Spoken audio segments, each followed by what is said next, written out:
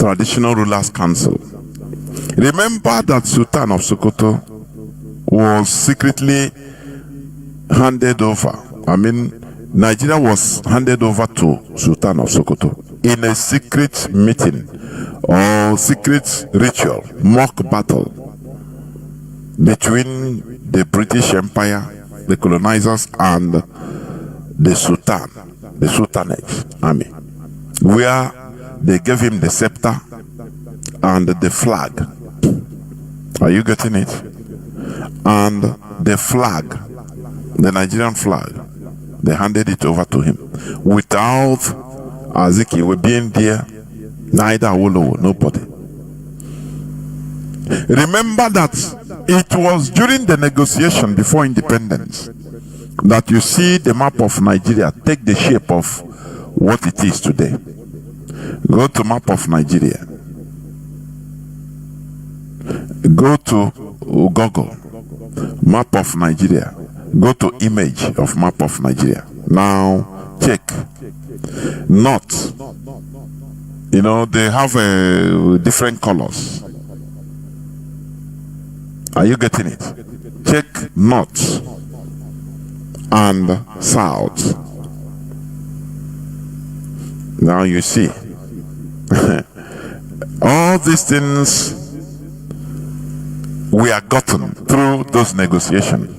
That north will be from up down to Benue, where you are seeing it, where they are calling north today. Normally it's not supposed to be called north, but all these things we are gotten through the negotiation, which Sultan Ahmad Bello was highly ferocious. He said, without this, we will not be part of Nigeria. And Britain started negotiating with them. He said there must be this northern Nigeria must reach the Benue, the line, because when you check it, from where do you start calling north? Is it not from center you start measuring where is north and where is south? But they cheated every, Nigeria. That's why I say Nigeria never made any sense. Nigeria does not make sense. Because of how Azikiwe because of selfish interest. How Narasha everything. Not to reach down to Benue. Now, another condition given to Britain was that Sultan of Sokoto will be the unwritten leader of the traditional rulers in Nigeria, the new Nigeria, that independent Nigeria. That Sultan of Sokoto will always be the leader. His eternal leadership. It was unwritten, and also the leader of all the, let me call it the spiritual leader of all the clergy, the religions in Nigeria. Don't you see, when is it Prince Charles visited Nigeria? Or was it as a prince or that time? Or no, he never visited Nigeria as a king, but Prince Charles. Didn't you see how he was sitting down? He was sitting down on equal basis with Sultan of Sokoto. Now, Oni of Ife, the seat was arranged a little behind. Now, Obi of Onitsha was far behind. Everybody saw the photo now. It's not what we are talking about. We need to explain. No, everybody saw it. Doesn't it show you something? That was the arrangement. So now, what they want to do under Tinubu is to push. They have been accusing Tinubu, telling him, oh, you neglected the North. They know how to intimidate. Now, they want him to formalize under the law, under the Nigerian constitution, for Sultan of Sokoto to be leader or the eternal chairperson of traditional leaders in Nigeria. They want to now make it, formalize it under the law, under the constitution, because it wasn't formalized, but it is something that everybody knew, but it's not formalized. So now they want to use Tinubu. Maybe it is one of the conditions given to Tinubu in order to get North to support him for 2027. For your information, these people, they know how to do things. They know how. They are heavy chess players. They know how to advance. They know when to advance and when to go back. No, they are not like you. They are not like many of us Biafrans. Many people now fit on Facebook. Oh, the DOS is not obeying Mazi Nnamdi Kanu order. You know, somebody came on this platform. I will not stop calling his name. Did you obey his command? Imagine what is wrong. Don't we see the bigger picture instead of that small hatred? Instead of that little animosity and malice. Don't you check the bigger picture? I said it, and let me repeat. A people that is always that has common ideology, a people that are moving towards the same direction. One of their characteristics is continuity. They continue. They must continue. It doesn't matter what is happening, they must continue. That is it. Are you getting what I'm saying? That is it. That is it. They must they don't look back.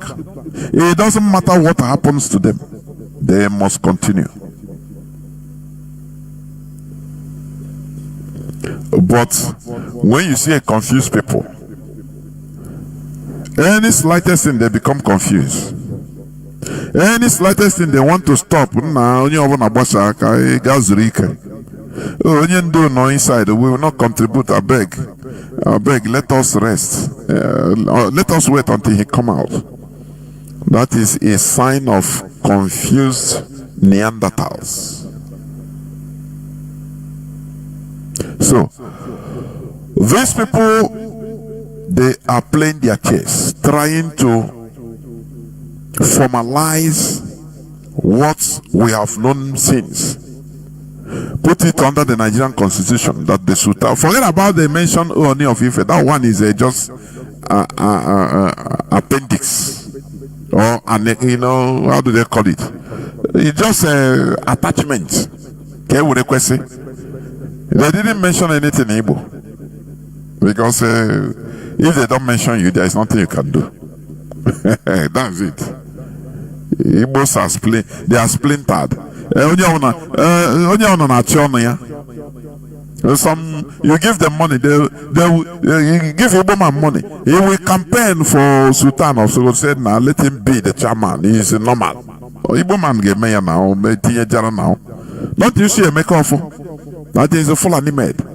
Does he care about our interest? No. If he come out, you meet him, maybe share 1,000 naira bill. A billionaire. He doesn't care about the bigger deal. Our collectivity. No. What matters to him is let him be there, and he will be there as a billionaire, going with a convoy more than that of President Tinubu, because these are our people are sentimental. Something, a little thing you deceive our people. Very little thing, just open cinema. Hey, as in hey, now wow, look when this man. Hey, they don't care again about details. Our people don't care about details. What matters is that thing they are seeing. And then the more you look, the less you see. So they want to formalize Sultan being the chairperson under constitution, and it will continue until Nigeria become as an emirate or sultanate. Now Sultan will become the spiritual guide of Nigeria. Any president will be under him. Are you getting? Do you see their plan? You know, do you see their plan? You see their plan, and they are moving. The way they are moving, you cannot stop it unless we come together. Did you see? Did it go to that Olanwumi, the military spook, the military spy, high-ranking intelligence officer? When you talk about the problem of Nigeria, it's about religion. People want to Islamize Nigeria, but I call it Fulanize. And Mokbe, one of the journalists, asked him, "Okay, why are you talking like this? A country of 200 and something million. How do you think it's possible for them to Islamize Nigeria, to Fulanize Nigeria? Is it possible, according to your experience, the personality you are, your work, everything? Tell us, is it possible?" The man laughed.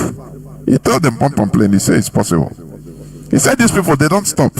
They must get it at any time. It might take 1 year, it might take 10 years, it might take 100 years, it might take 200 years, but they must get it. They are not like you.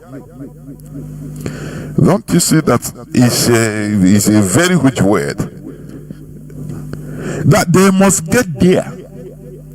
It doesn't matter that whether it is 1 year, 10 years, 100 years, 200 years, that they must get it. Don't it make you to shiver, to have goosebumps, or develop goosebumps? Don't you see that? They are not like you. You that only renditioning of Mazi Nnamdi Kanu a few years, they said, "Nah, me I know they do anything, I know they contribute until he come out." Here knows the way Basaga. And then Mazi Nnamdi Kanu order. No. They are not like you. Since 1804, the caliphate has been going towards one direction, started by Ottoman Danfodio. It's how many? 200 and something years, and they are still on it till today. They never abandoned. Can you do that? No, tell me now. Can you be focused like them, be moving towards one direction? No. When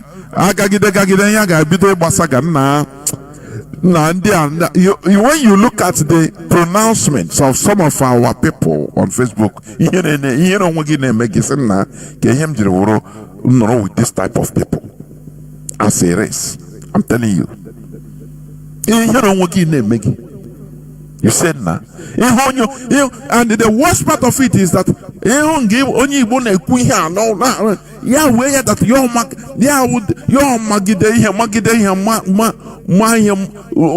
is the wisest person on earth. No more everything. From one part of Equatorial Forest, in his prayer, because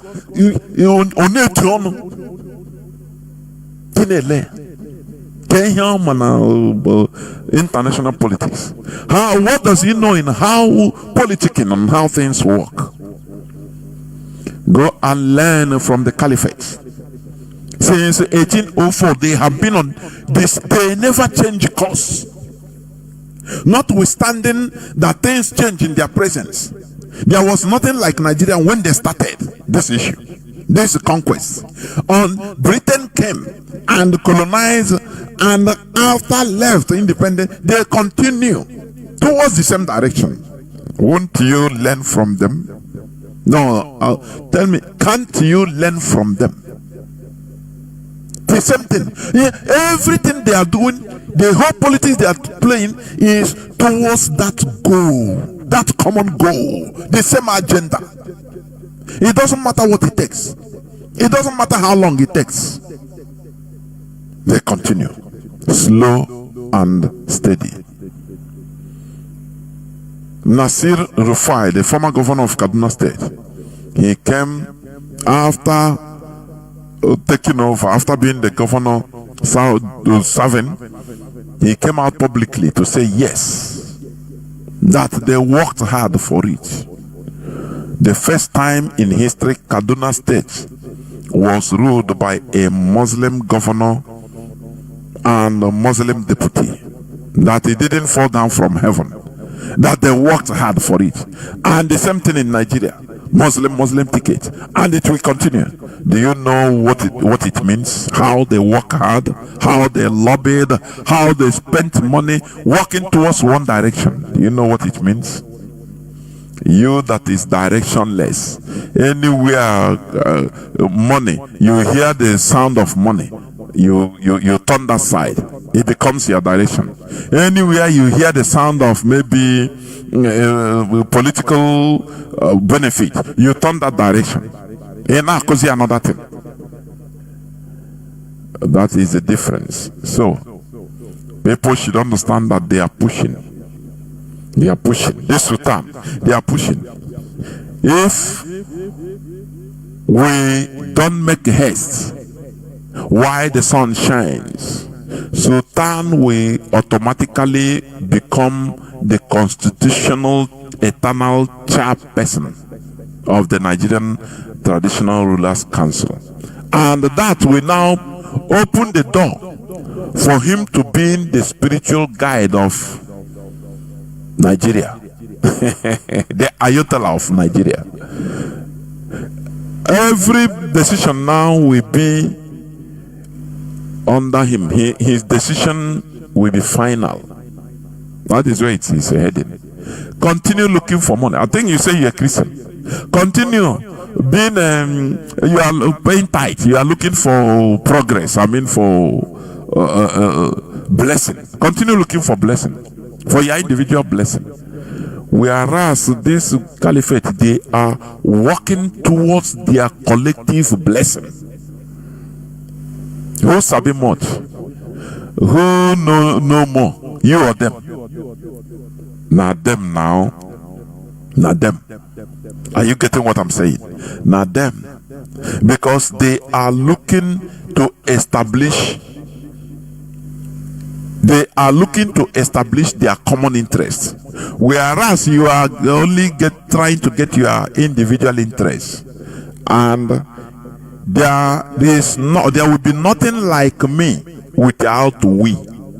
That is one thing they understood, but you don't understand it, do you?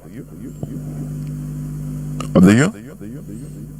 That's why I'm saying I'm not asking on Facebook who some people now or writing rubbish. I'm saying now, so how do we end up being the same people? How what do we do in order to change the mentality of average Igbo man? At least to writing it, so that he will stop seeing his personal interests, to be above everything. Once that his personal interest is menaced, is threatened, he's ready to scatter everything. He is ready to use blackmail. He is ready to scatter everything so that to maintain that his hey, now you know, now you sabi, now wow. How can you compete with the caliphate? Tell me. When it comes to politicking. And for your information, because in my don't want you to turn tobu.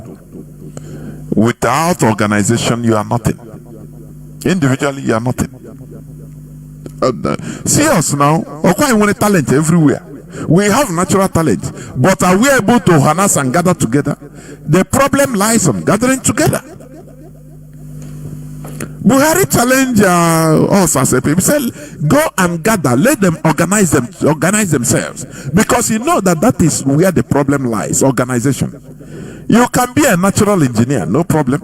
You can build aeroplane, the latest robot, as an individual, as a natural talent, no problem. But how can you gather? How can you organize yourselves in order to harness what you have. How?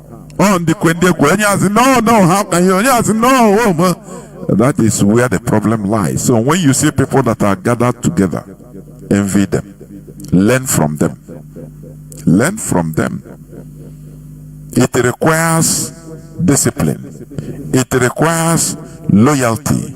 It requires, humility, which you don't have. All these facts, you don't have them. All these qualities, you don't possess them. Because you're everything. Now, waiting you study for IPOB, and I mean know everything. How will you control that kind of person? How will you bring the person to humble? Let us work together as a people. No, it's impossible now.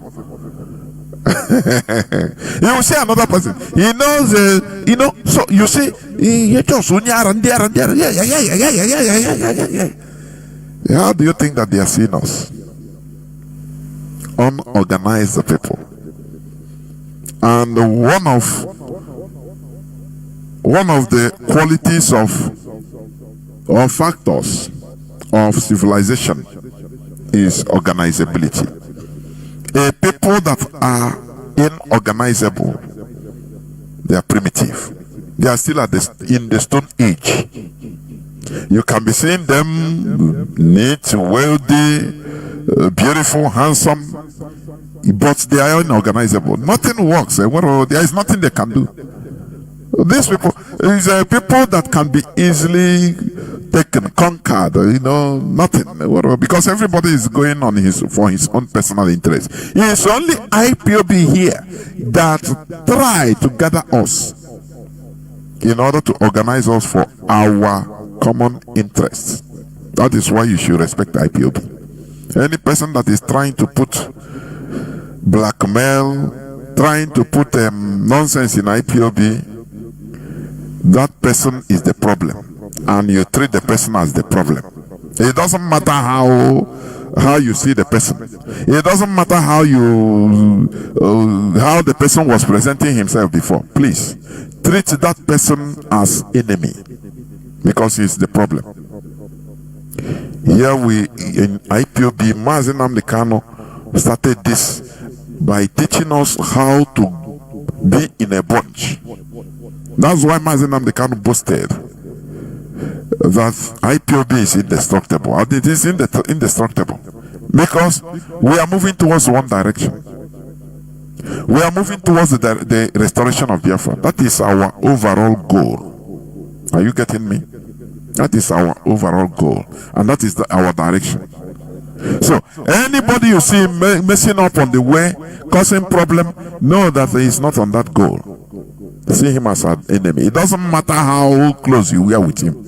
Know that he is an enemy of, not a personal enemy, but enemy of IPOB.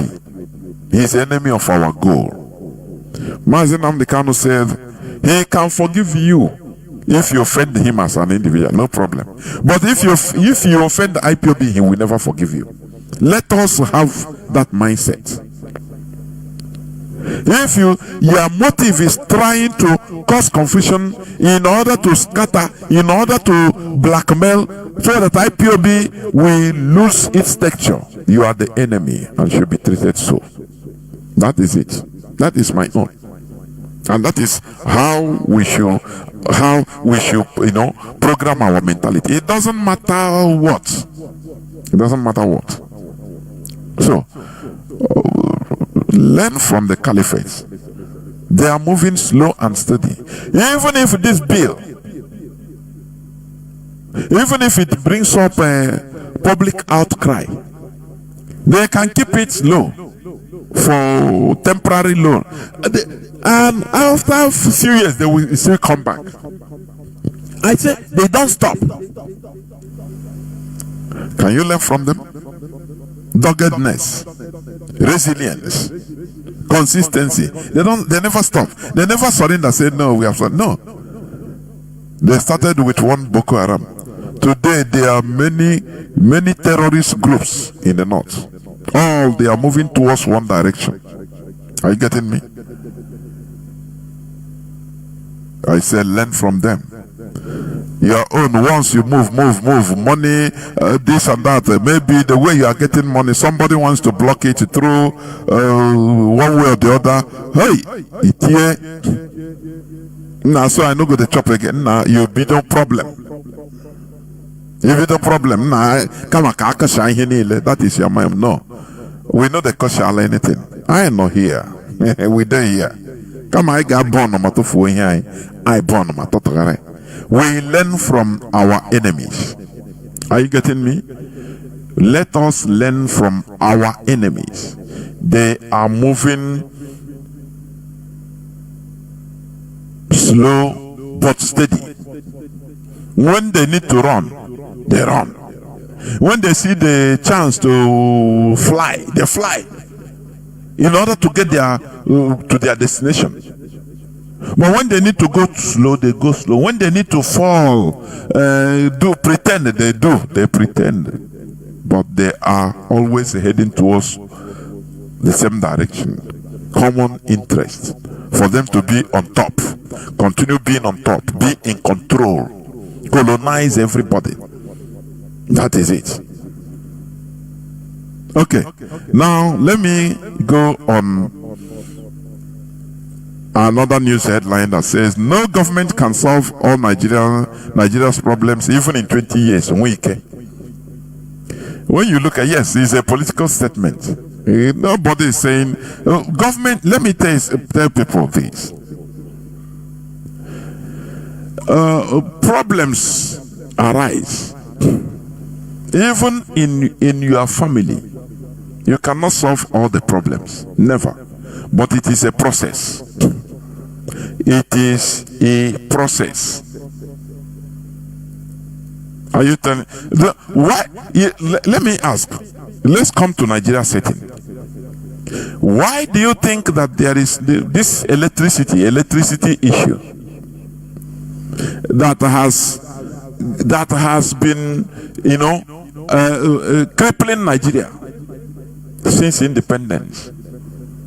It continues becoming worse and worse. But the Nigeria government successive regimes has been spending billions and billions of dollars looting. But they can fix this. Do you know that without electricity, a country is crippled? Do you know that? No. A country is moved forward with electricity. If you have electricity 24/7, do you know direct jobs you have created? No, people don't think of all this. Some of these people you are seeing that are doing Okada, some of them have professions. Some of them are welders. Some of them have learned professions that needs electricity to establish. But because they don't have money to establish it, before you establish something in Nigeria, you first of all think of maybe using big generator. And maybe as a small scale firm, maybe the price of that generator you are thinking to buy will be more higher than the total money you want to even invest in that, either production business or any type of business. So it becomes a problem. Do you see that? Now tell me, how then, if government cannot solve Nigeria problem, why then is this elections taking place in 20 years? Even if Tinubu stays 20 years, it cannot solve. Which problem do they solve? At least one government. Now, can people tell me what problem have Buhari? Let's be frank, honest. What problem did Buhari solve for Nigerians throughout his, let's say, his 8-year stay in office? Whether he's double or his real, let's say 8 years Buhari's office. Let's say, which problem did he solve? You know, when you'll be remembered as, oh, this is what I solved. This is a legacy I led. Buhari legacy is Fulani, the escalation of Fulani killing, Fulani terrorism. That is the only thing. That is the only thing. Now, what then is the need for elections in Nigeria? Because today, what you have in Nigeria today, nobody is talking about development, nobody is talking about any other thing other than election 2027. That is what is the fever that is everywhere. Every television station, every media is election. How do you redeem this type of people? Do they ask, what did the former regime even solve? Or just one thing. You know, a country is based on continuity. Once a government, a regime, a democratic regime, democratically elected regime, let me put it like that. If after 4 or 8 years, now another incoming regime will continue from where that one stops, that is continuity. But in Nigeria, there is nothing like continuity.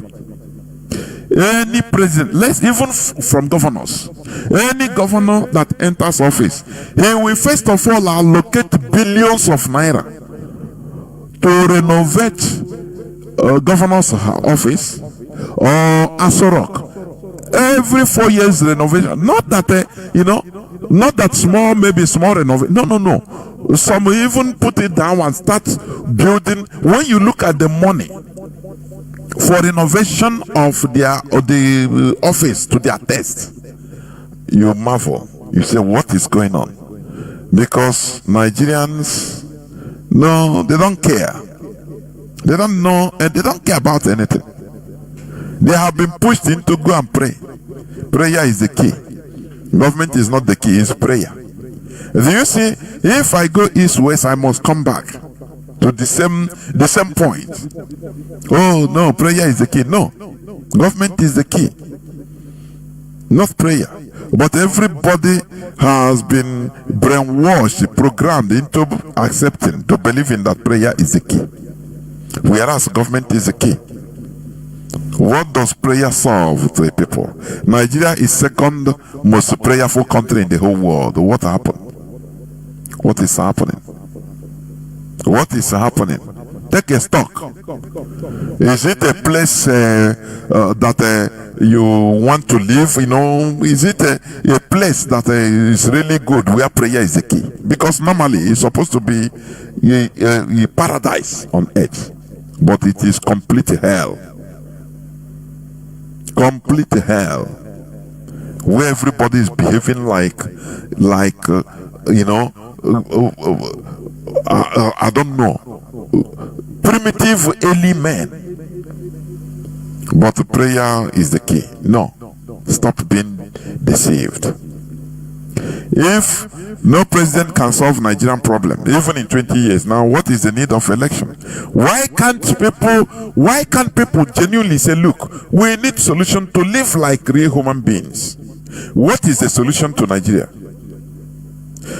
This man sang before. He said, which way Nigeria? What is Sonny Okosin? He sang that song, I think 80s. The 80s till today. Nigeria see no road, no way for Nigeria. And the people are today, today we are in 2025. People are talking about 2027 election. It become the daily topic. Politicking, that is what Nigeria is. That is what they have sentenced Nigeria into. Complete politicking 247, year in, year out. Politicking. Who will get power? Peter Obi is even begging. He say, please, even if I promise I will go 1 year, for one term, 4 years, 4-year term. Don't you see that there is a problem? When I ask Peter, he said, look, what are you hoping to achieve in 4 years? Just to go, do you understand that? Just to go there and become His Excellency, that is the only thing that matters to him. Nothing more. He's begging, make him give me a gap, even 4 years. Now I ask, what are you going to achieve in 4 years? That 4 years, you will stay less than 2 years and start doing election campaign. If Obi, for example, by one thing or the other, Obi becomes president of Nigeria, hey, they will make his government ungovernable. They will bribe even his kinsmen, the same village with him. It is them that will champion his downfall. I'm telling you. They will allow Boko Haram. Boko Haram will be champion. Bandits will fool everywhere, even in the south. In Aso Rock, a bomb will be exploding. People are joking. People are joking.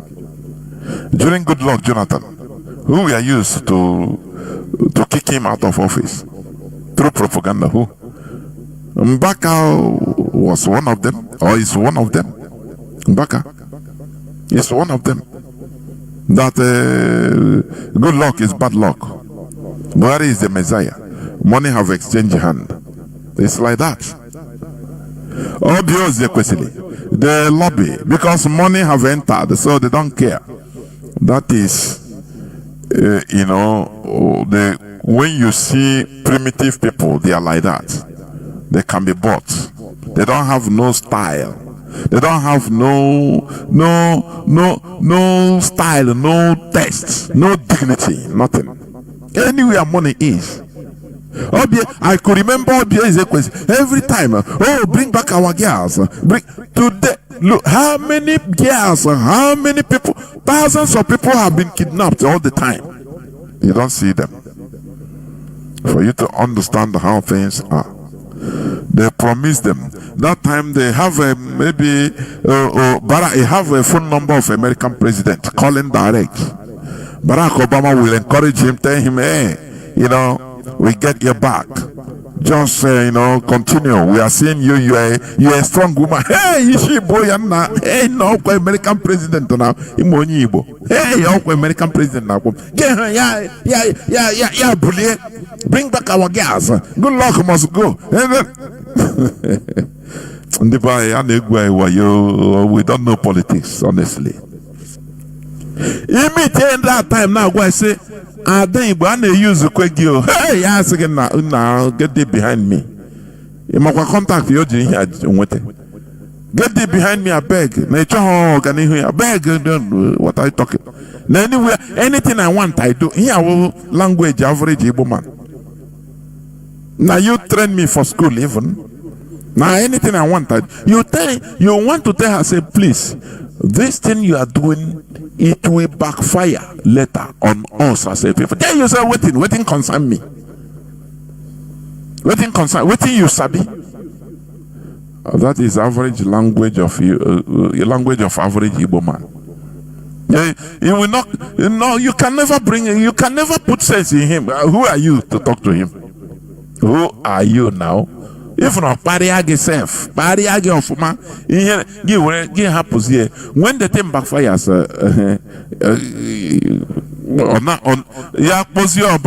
Obama is no more there. He don't even have a number. Oman they used to go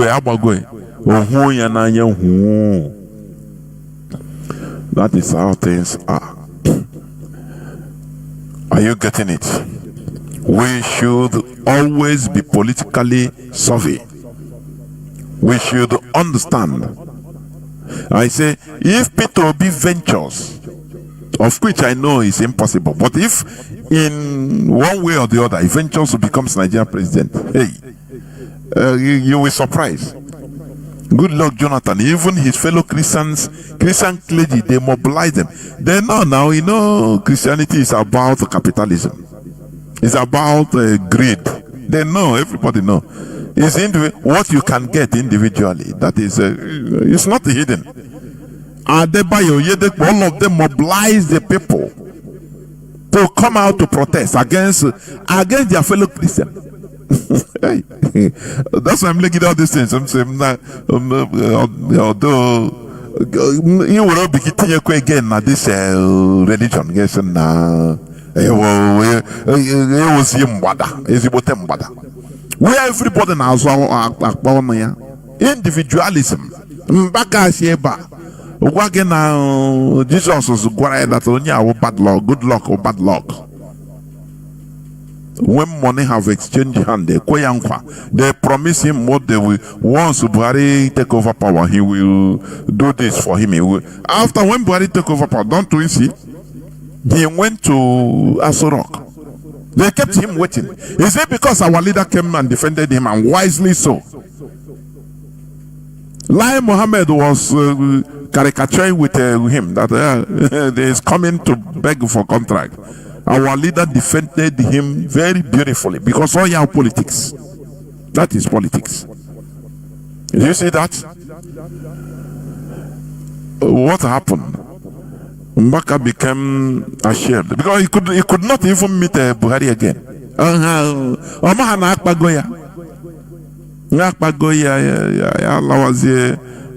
just say, Buhari, Savior, spiritually is a good man. Don't you see that this character is distinct? Only she. I'm telling you. If I'm Peter Obi, go and rest. Sometimes forget about Nigerian politics. Go and rest. Go on vacation. Go even 6-month vacation inside the cruise ship. No, forget about the Nigerian politics. These are the people that support what we are doing secretly. For you to go and become president, if you become president today, it's just is a trap. The following 2 days, I got Waka Sorok. Boko Haram, ISWAP, all of them will gather.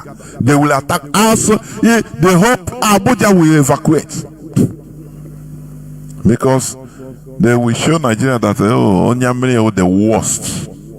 They did it they will use propaganda. There are many things. You see politics. It's not straightforward. Our people think that ruling a country is just like running your business. I've been saying it. It's not the same thing. There are many things involved. I am telling you. But we must continue. The bottom line is our continuity. That is the bottom line. So that people stop having this mentality. Oh, I am confused. Now, you are confused because you are always confused right from start. You are not genuine. That's it. So let me continue. Look at even one person. He said we won't vote for Obi because he will import alcohol into the north. APC chieftain. Do you see that?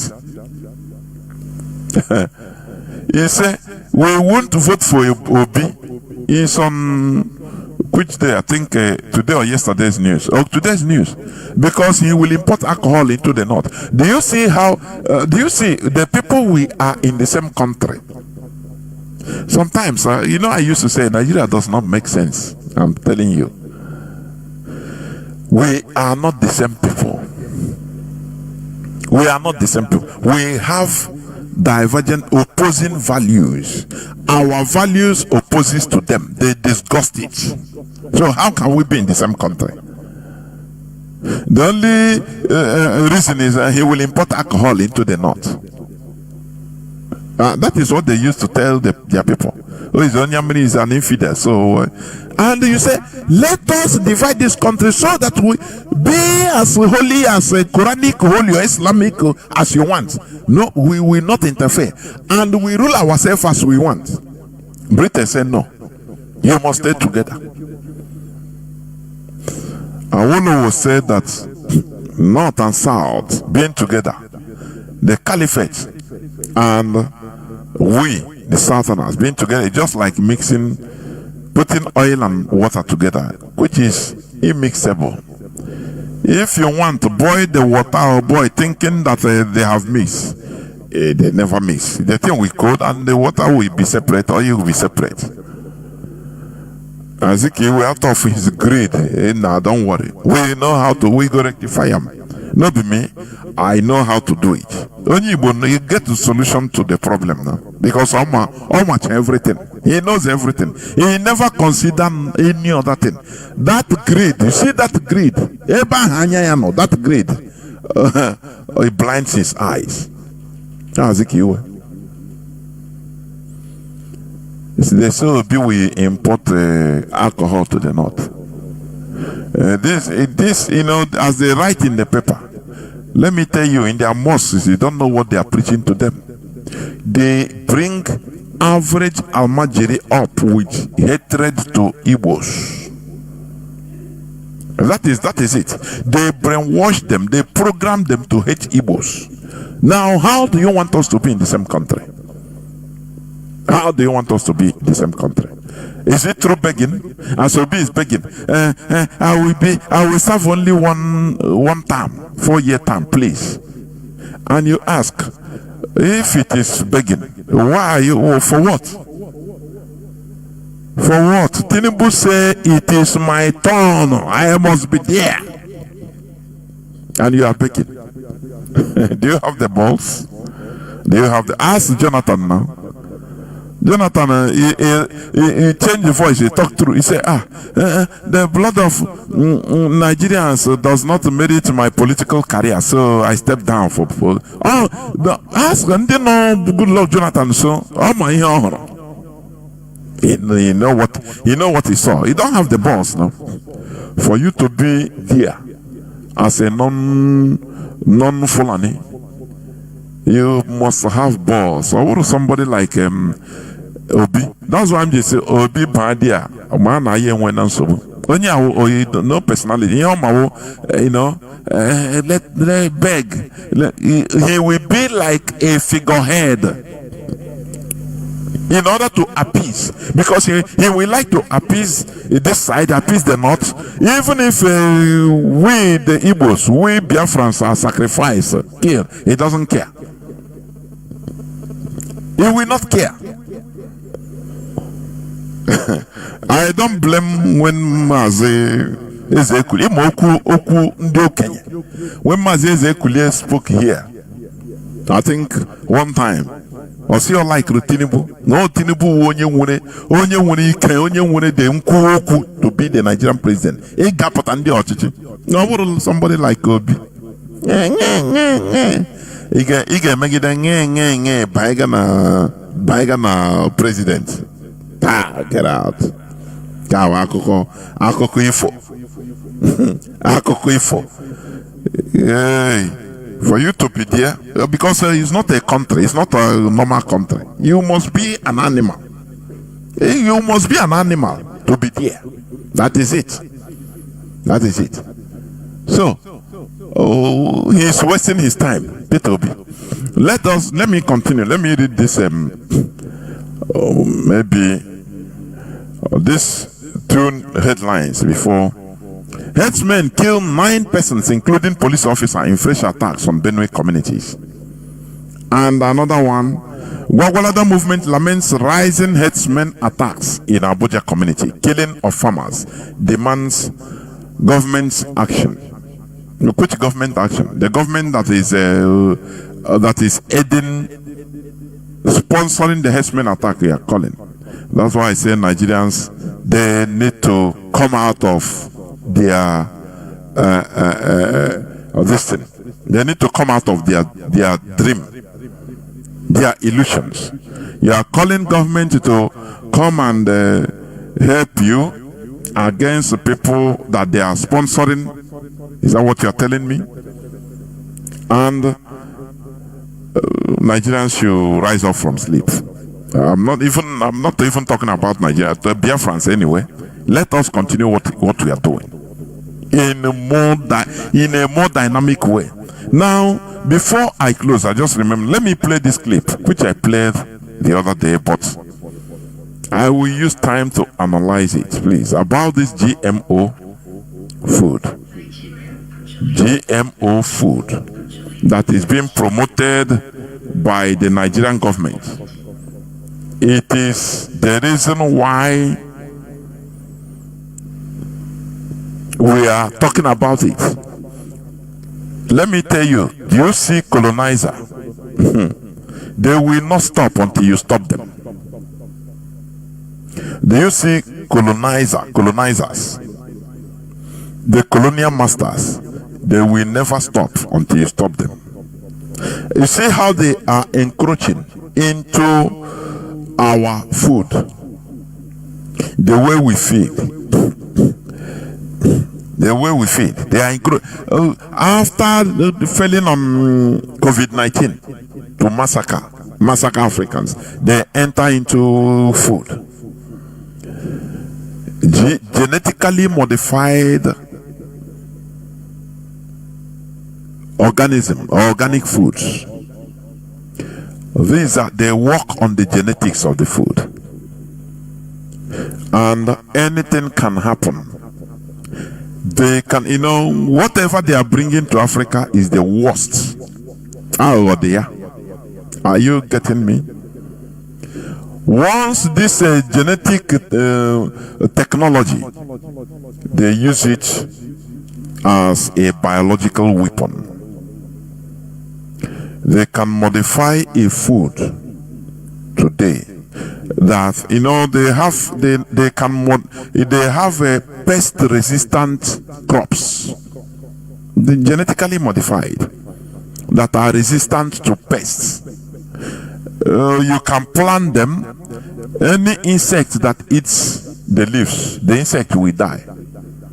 It's genetically modified. People that can do this, they can also do food that maybe a black race, black people, any other race can be eating that food, no problem. But once you eat it as a black person, many people could develop infertility. Many can develop cancer, different types of cancer. It is doable. It is confirmed. It is doable. That is why we should never allow them to bring in this genetically modified GMO products into our land. They have reached to this stage of promoting GMO crops. Are you getting it? Dr. Njemanze revealed many things about them. That this problem of Fulani herdsmen, destruction of farmland, it is also attached to Bill Gates, because they want to destroy our natural crops. They sponsor Boko Haram and other Fulani terrorists to be killing farmers in the north, and they are doing it well. They have killed tens of thousands of farmers, and the people families are relegated to living in IDP camps. Farms are being destroyed. So a time will come, as they are promoting it now on Nigerian national television. Now they will be giving farmers, they will be giving refugees or farmers that have lost all their crops, those that are alive. They will say, okay, government is helping you people here. They give them seeds to go and plant. All they are planting is GMO. GMO, they switch off the reproductive gene in them. They will grow well, do well, but you can never store the crops for next year, as we used to do naturally in our natural form. Only once it produces, and after that you can no longer store it to produce next year. And after, you have to go back in order to buy seeds from from the same people, from the same company. That is where the problem lies, because they will now control you. They will not be able to control you. You must do this before you give you crop. One, they can modify the crop genetically in order to be causing different types of diseases in our people, in Nigeria. cancer, anything. 2, the crop only once it will grow, produce that seed, the original seed they give to you. After that, you cannot remain some of all those crops in order to produce, to use them, to plant them the next year, next season. No, it's impossible. Some of the GMO crops too, once you plant it in one farmland, they destroy that farmland as they grow there. If you plant it ordinary natural crops, they will no longer grow as usual. Do you see? Many things are happening in this world. That is why we need to be. We are just, the trend also, honestly. We must restore Biafra so that at least we invest in technology. Because without the technological prowess, we are nothing. People, they control us. In Azemeka, Dubai, or Congo, Malaysia, you are just in Abosa here, nothing more. In Abosa here, in China, they produce, you become a middleman, you buy, you go sell to retailers, make gain, nothing more, you don't produce. So in Abosa, we are living at the mercy of the producers. We are living at the mercy. Because they can decide tomorrow and say, no, we don't want to sell to you. Even if you have the whole money in this world, bring money, they say, no, we don't want to sell to you. We have other customers somewhere, please. We don't want to sell to you. You will be in a mess. That is why human being is about human dignity and respect come from productivity, creation, technology. Are you getting it? Do we have people trained in Nigeria on this genetic technology that can modify genes? Do you have people like that that can modify the genes as we want in our own crops, not to bend, not to switch off the production, the production genes, no, but to increase productivity, and also the thing will continue. Do we have them? No. That's why we depend on foreigners.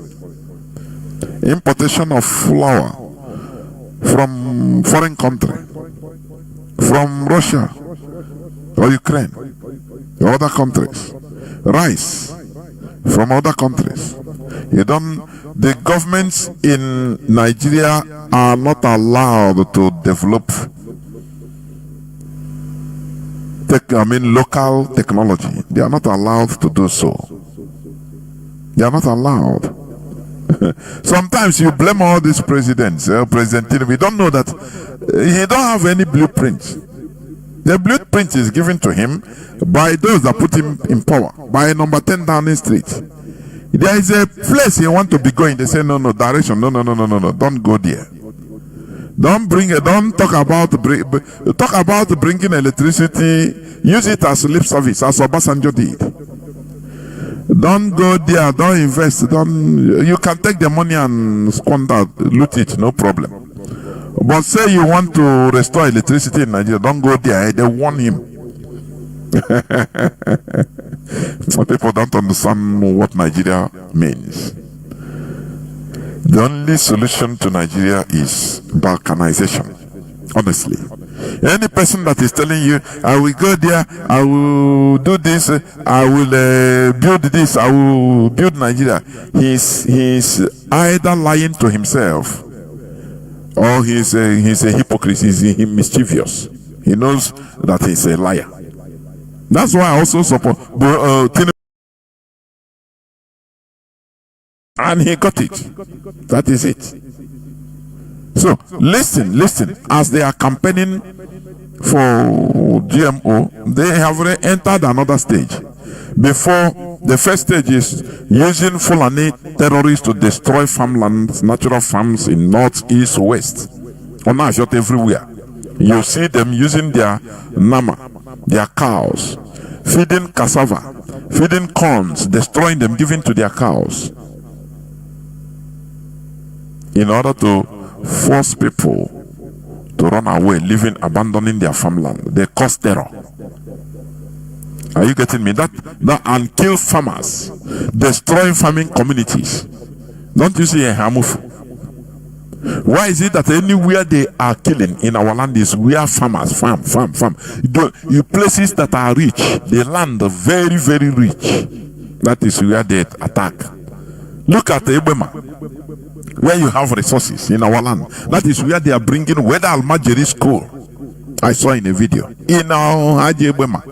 And the people were watching it. The banner said Ministry of Education of Almajiri something. In Ebema. Onye na gozi the thing adult education is a reverend father. Let's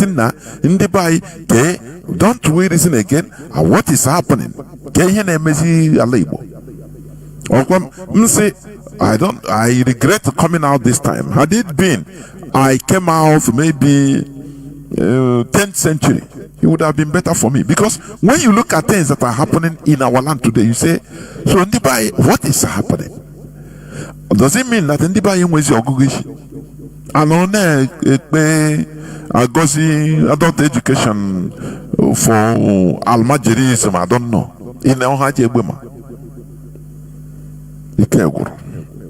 Listen, as they have crossed, I think they are entering into another stage, pushing this GMO now directly to the population, promoting it by the government themselves.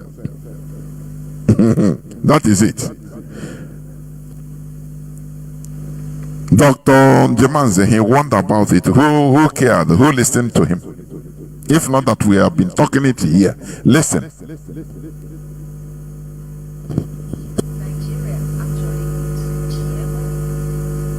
Our food security. We cannot. Nigeria actually needs GMO. Our food security. We can. This is somebody from, is it Ministry of Agriculture, Federal Ministry of Agriculture in Nigeria, talking this on national television. Not meet up our food requirements by the rural farming that we do. Even in advanced countries, GMO is being used. But I would like to say it's a matter of choice. Nobody forces anybody. There's a choice. But with our population, with what we see, we need to have GMOs. We need to have the GM seeds for planting by our farmers, and not planting of grains but of seeds. You know, when you look at things like this, it's very shameful for somebody representing national institution coming to promote foreign goods. Let's call it foreign goods. They don't even talk about, okay, if it will be GMO, it will be on our own terms, locally made, locally modified, because we are human beings like the others. But no, importation of food is better, is good. Don't you see that there is a problem? They created Nigeria just for dependency, so that you'll be working for them. They will be, you'll be dependent on them, on food. Any day they want, they poison everybody. They put maybe one type of weapon, biological poison there, and you eat, and within 2-3 years, people now anyhow, because they want to control population, mostly in Africa and mostly in Nigeria. The population of Nigeria for them is a threat. Are you getting it? That's why they allow killings anyhow. Terrorists are slaughtering, criminals are killing. Life is nothing in Nigeria because they want the population be reduced at all costs. The people that are on top, politicians, they strike deals. Before they enter there, they strike deals with these powerful people in the world. to do their biddings, not the biddings of the people. Let me listen. And even in advanced countries, even just recently in the UK, they approved the importation, approved some grains to be brought into the country. So, Prof, that's Dr. Sagba, whom I know you know very well, but you are the Executive Director of the Center for Food Safety and Agricultural Research. Hearing that Nigeria cannot survive mainly on the rural kind of agriculture, that we need GMOs, what's your take on that? Well, thank you once again, and thank you, the viewers. This was the very same clip I watched that got me, to say the least, infuriated, shameful. Shameful in the sense that that is not the truth. And for a national officer of Dr. Yemisi's standard, well respected, I expected nothing but the truth. Number one, here is the DG of NAFDA, the regulator, openly advertising seeds, proprietary material of foreign companies. It's not a statement of fact that we cannot survive without GMO seeds. Like I alluded to in my previous outing here, one of my previous outings here, I come from Benue State, where a lot of food is produced, which has earned the state the acronym of the food basket of the nation. Right now, as I speak with you, a lot of fruits are wasting in Benue State, and they are non-GMOs. Oranges, mangoes, tomatoes, vegetables. Now, do you see this government or the Nigerian government trying to solve the problem of how storage facility for the crops that are crops and fruits that are in abundance in Nigeria during their season and spoiling? The answer is no. They are canvassing for foreign products, GMO, a country. It shows you that these foreign companies and foreigners are the people that put them there. Are you getting me? That is it. So they have come another stage. The stage they are in now is to push this GMO radical pushing to the people. They have killed many farmers, use Fulani headsmen to destroy many farms and kill many farmers. Now the second stage is to push. Bill Gates was one of the people that visited Tinubu first when he became the president. Tinubu gave him medal. That is the champion of eugenics. Are you getting it? The champion of GMO food. That is why they are doing what they are doing. They are not there to serve you as a people. They are there to serve their foreign backers, people that put them in power. It's very, very sad indeed. Honestly, sad indeed. And they are a country, they don't care about the crops, their local crops, how to better ameliorate it. No, they are canvassing for foreign crops. And you say it's a country? Buy into or to sell the narrative to Nigerians and the people of Africa that we cannot do without proprietary seeds from Monsanto or Bayer or Syngenta or whatever company it is uncharitable, to say the least. Because there are good agronomic practices that have been jettisoned in this country. We from the academia have trained people, and we have curricula that expresses these good agronomic practices.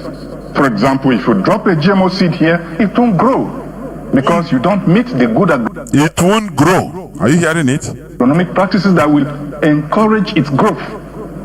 So now, to say that our population is so large is to mind the fact that even right now in this country, food insecurity, as it's being generally touted, is not all about non or insufficient production of food. It's also about economic deprivation. People are there, food is there, there is a glut at certain seasons, there are no sufficient technologies to preserve, and therefore we experience enormous post-harvest losses. Food that would have been preserved for future consumption. So it's not the truth. GMOs are a market strategy, are a commercial strategy to erode national sovereignties of countries supposedly independent. For example, when you submit your food sovereignty on the altar of so-called food security or food insecurity to some proprietary seeds, and now she's talking about grains, that we cannot continue to plant grains. I mean, who told us that narrative? Is it a science? What's the difference between grain and seed? Is it not just about sorting and some germination preservation?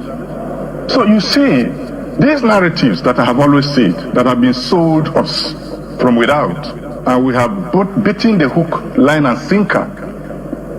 These narratives, if we'll insist and persist on shoving them down the throat of Nigerians, innocent, ignorant Nigerians, we are invariably positioning our country on the altar of, with sovereignty concerns, to sink. And when we realize, it will be too late. Nigeria has very large arable land. Nigeria has very agile, youthful population. As a scholar, as a teacher, I also know that I have a responsibility to train young people to modernize agriculture such that it would attract this median population of 19-year-olds that we have surplus in Nigeria, to drop them back into agriculture. I also know that the political actors have a responsibility to secure the country such that the ungoverned spaces that ought to have been converted to agricultural production would be safe for people like you and I to go in and produce food. Fly over Nigeria today, you would see that there is so much land that is yet cultivated. And someone comes to sell us a very narrow, stripped narrative that without GMOs. Are you worried that... You see, the man is talking about, he mentioned the political representatives in Nigeria, that they have a responsibility. Which political representative in Nigeria, so-called, is responsible? All of them, what matters to them is to be where they are, serve the purpose, serve foreign purpose. That's it. That's why somebody representing an institution, national institution in Nigeria, will come out to start selling to people that GMO is the answer. Degrading, they don't think about, how to better, how to, make people to farm, how to subsidize their farming, how to encourage people, because it is the job of the government, in order to make farming a very lucrative business. Not only farming, but storage also. Bettering, making people, in order to enter into researches, how to better agricultural, our own local agricultural products. Do you see the reason why we tell our people to go back to farming? Do you see that? I say, colonizers will never stop until they come. They destroy. They will make sure that they deal with you. They will tell you when to stand up and you stand, when to sit down you sit. They tell you when to eat. They will not stop until they have a complete control of your life. If you think that if you give them this, they stop, you are lying. Give them, let them begin GMO. You think that they will stop there? No, they will bring another program in order to control. Even the time will come, they might even try to control the number, the amount of oxygen you breathe. If what I'm telling you, sometimes we say something, but in the future, you never know. They can enter research in order to find out how to reduce oxygen consumption of people in a country or in a place. And before you know it, the oxygen, they can use it as a weapon. Say now, if you people cannot do, we reduce your oxygen consumption in a country or in a city, and you think that is lie. Science is vast. For your information, as we used to say, we are in a free world. What matters is the direction you take, your governance. That is what matters. If for example, Biafra is restored, we can vehemently enter into science and technology. Encourage our people. We know we can do it now. It will give us power and respect. We earn respect and dignity in this world. That is where I say the world is a free world. Go and organize your people, organize yourself. That is, organizability is the problem also. That is why I'm calling our people, please stop listening to saga, people that are coming to Facebook or social media talking nonsense or writing rubbish in order to these are distractions. Please, we have a focus. Remember, our enemy, the caliphate, they never lose focus since 1804. IPOB actively has been there since, let's say, 2012. Actively. Only how many years? 13 years now. 13, 14 years. And you see some people are tired already. Some people are losing focus. Some are confused. Some are bringing problems against each other. Some are now their brother. How do you think you can compete with people that are focused? Since 200 and something years, they have been going towards the same direction. They never change. That's why I say you learn. This is where I'm going to stop. I will go into just few minutes break, so that when I come back, I will open the lines so that people can call in. Let me see. So that people can call in, please. I will be right back. Please do not go away. I'll be right back.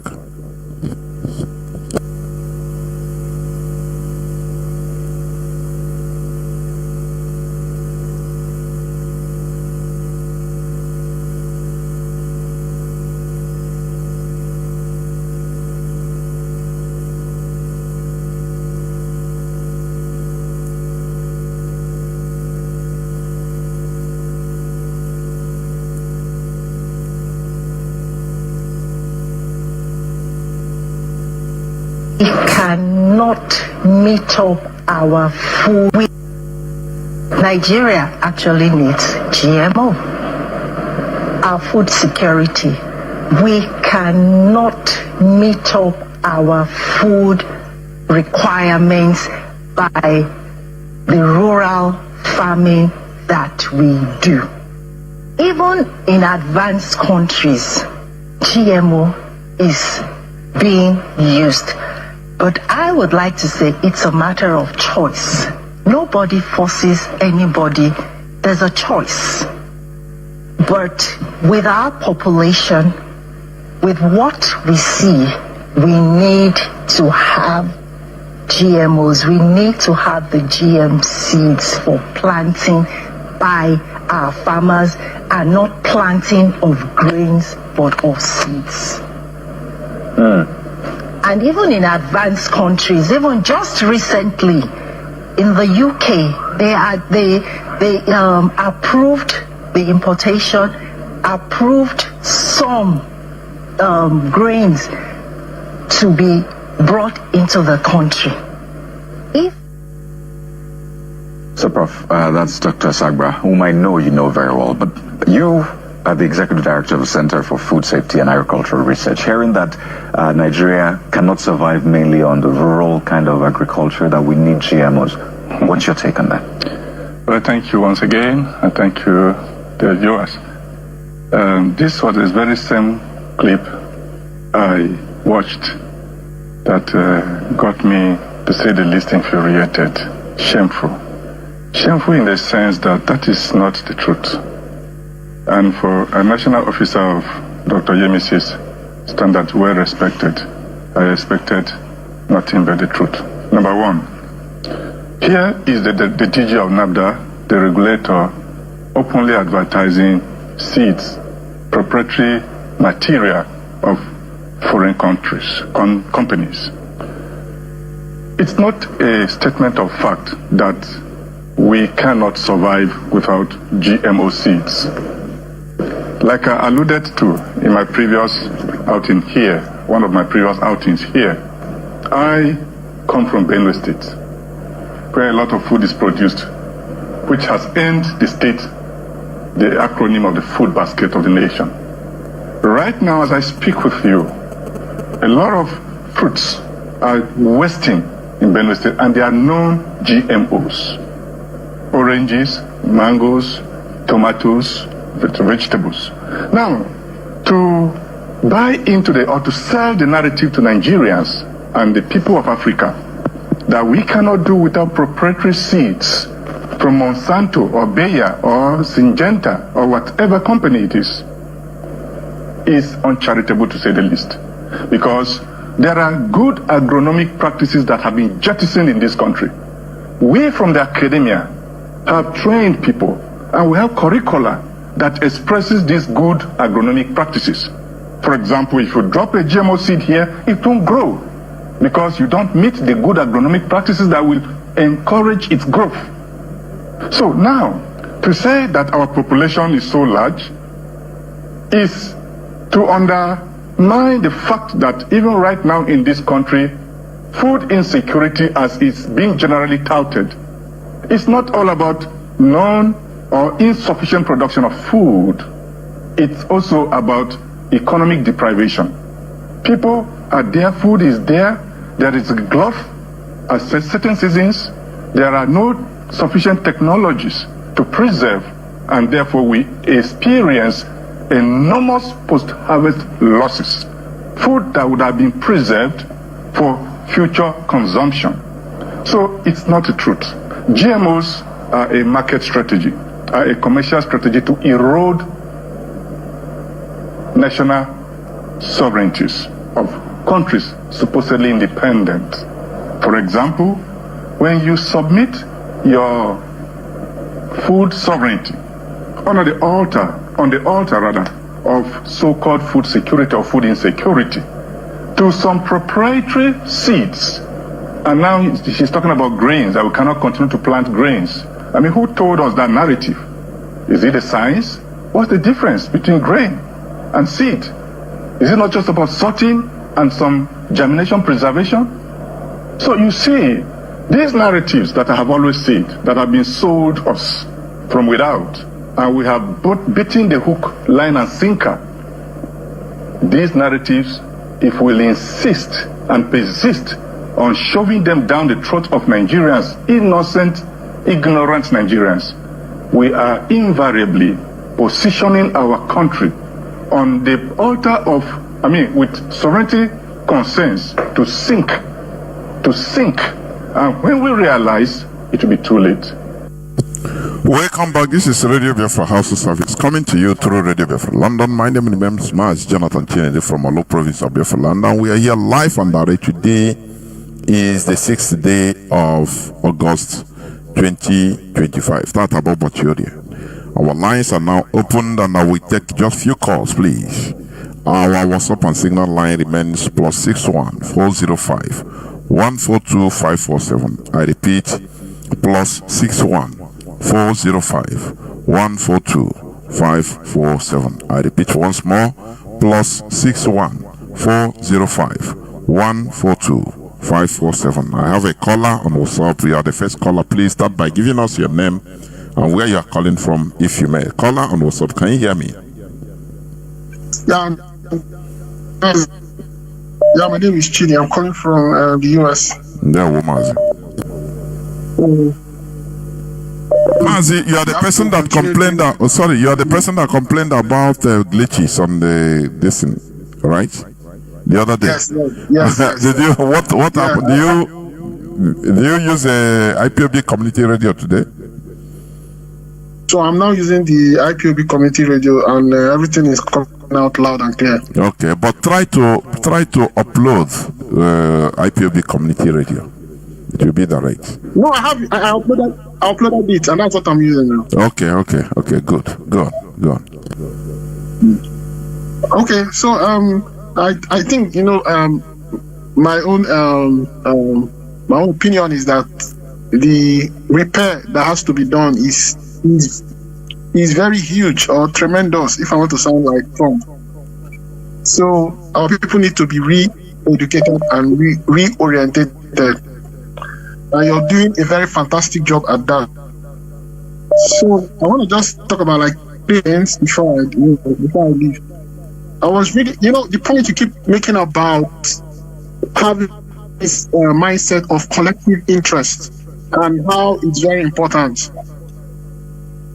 I was reading up about Mungo Park and how he came to explore the upper River Niger, and I got to learn that I think he was a physician in Britain when he was contacted to come and go on the expedition.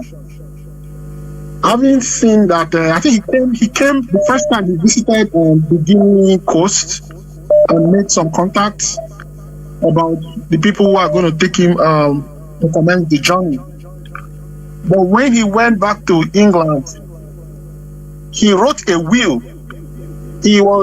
Because one of the possibilities was that he expected that he might die, he may not survive the expedition. But in his will, he wrote that some of the money that was voted towards that expedition should go to his family if he doesn't make it back. And then the rest of it, he said, has to be given to the next set of people who will embark on that journey.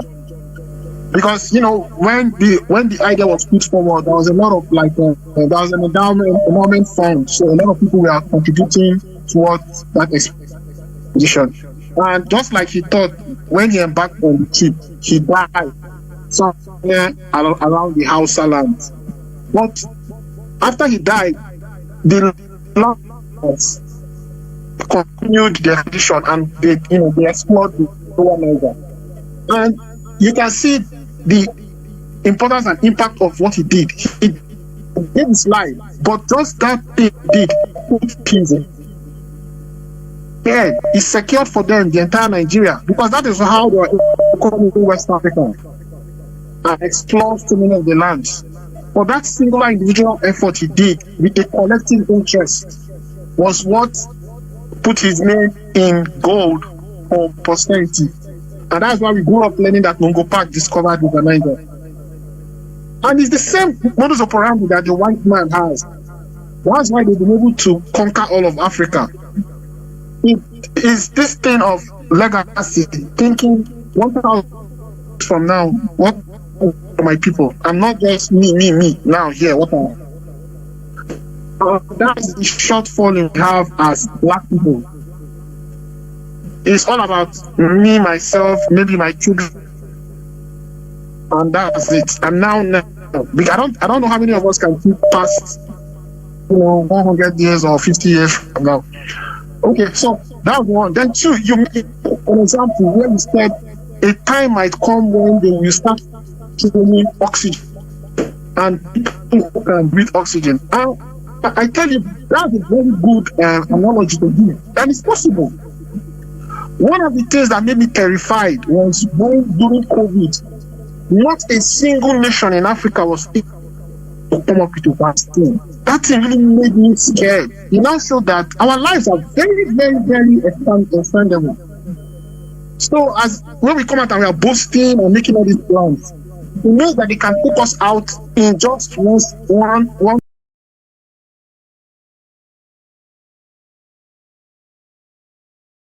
second, and we will not have any way to counter such type of plan against us. So see something like what HIV is, and now they want to pull funds, and if you some of the people who are involved with them, they'll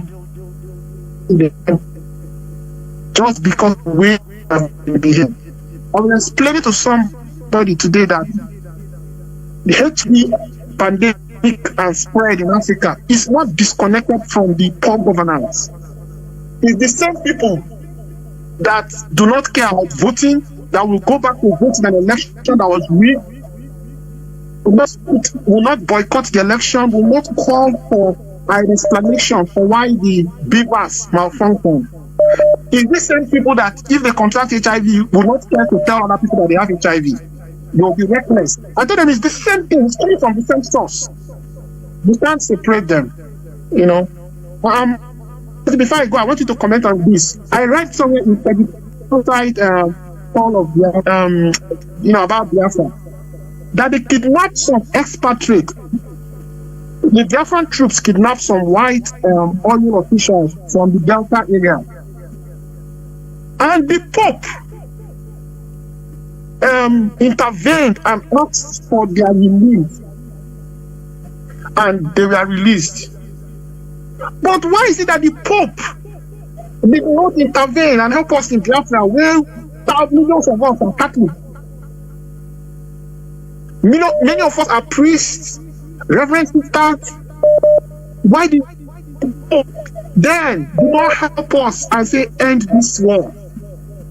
Why is it that don't want to come to our rescue and stop killing these Catholics and Christians that are my subjects, and contribute money every Sunday and pray for me and thank you? Thank you, Mazi. There were. Why we Pope intervene on our behalf? Why? People that were meant to be slaves. Remember, Pope sanctioned the transatlantic slavery. Catholic Pope. They gave the authority, the authorization. That's it. So why? Have you ever seen where, mostly in Africa, let me put it like that, where so-called Christianized Africans are being maltreated by other religion, and they support the Christian Africans? Have you ever seen that? Let us, like I try here naturally, because let us hold fast and continue in one direction. That is the only solution. It is us that will give us this freedom. It is us. Caller on signal. Can you hear me? Please go on. Caller on signal.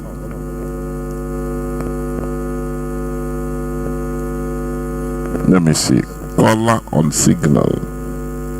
Caller on signal. Are you there? Mazi Chinedu. Mazi Chinedu. Can you hear me? Yeah, well, please go on.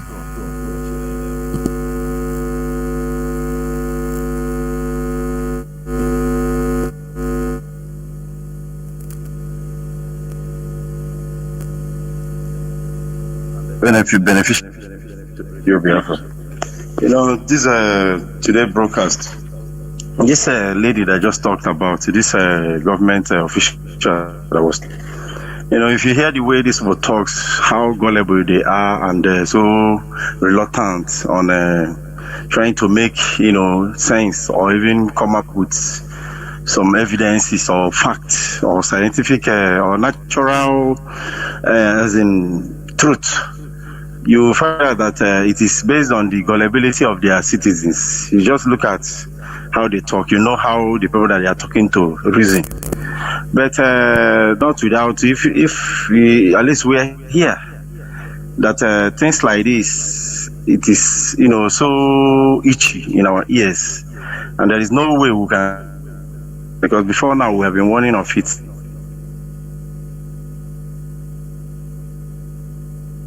They have not call it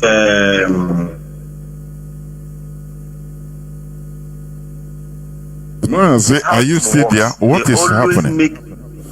Your voice used to six nowadays. What is happening? Earlier. And you know, their network is not something you. Mazi, I don't think it's not only about network. Maybe you check your system, your phone, or some. You are coming out, yes, but if you go, you will cease. I don't know.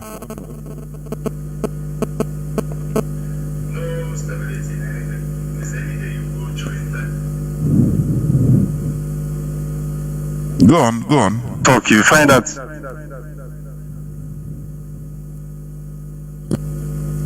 My goodness me. The Western world. Mazi, okay, let me cut it off so other people can talk, please. Let me not use this bad network and disturb others, please. Thank you so much. Continue what you do. We are here. And I say, may Chukwu bless you. And you too. There were. I don't think this is a network, honestly. Maybe it's from your system. I don't think so that it's network. Because if it's network, we'll be doing reconnection. Caller Mazi Obasi. Can you hear me? Mazi Obasi.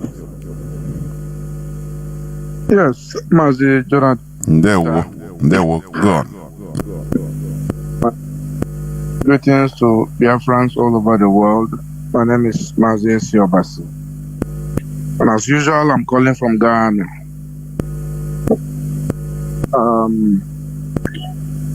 Mazi, concerning our people and our understanding of politics, you remember some years back, there was this so-called conference that was championed by Una Okogo, Femi Fanika, the handshake across the Niger. Some of us raised issue with the title of the conference because that title seeks to imply that Igbo land starts after the Niger Bridge. But the so-called Ohaneze Igbo and the rest of our political elites, quote unquote, did not read meaning into that. They take it as simple as they can, as they have always done. And this will become a reference point in the future. So many things of that nature has been going on, and our people do not care about it. We are here when the story of HIV infection broke. I believe that was in the 90s. The story broke. They say it was from monkey, they say it's from dog, they say everything they made. Later, we hear that certain countries have even set up a so-called military post in South Africa and some other people in the name of giving people some kind of health care while treating them with the infection to ensure that there is a spread of it within certain demography. When that happened, now is spread everywhere. Those who try to discover the cure through herbs and other natural means that will cure it permanently, those people either went dead or missing. Today, we see that if some countries don't permanently, those people either went dead or missing. In Scotland, Netherlands, in Italy, clotting their blood and leading to severe heart, cardiovascular issue, and death. That is the one they packed and sent to Africa.